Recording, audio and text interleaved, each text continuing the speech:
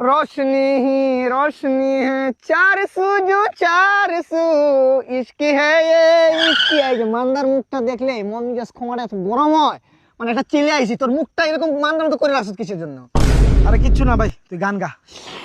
কি ব্যথায় পড়ছি প্রতিদিন জানে না কেউ তো জানে না এই মান্দার মুখটা দেখে সোহে না আর তো সোহে না বলবি ভাই কি হয়েছে থাক বাদ দে ভাই।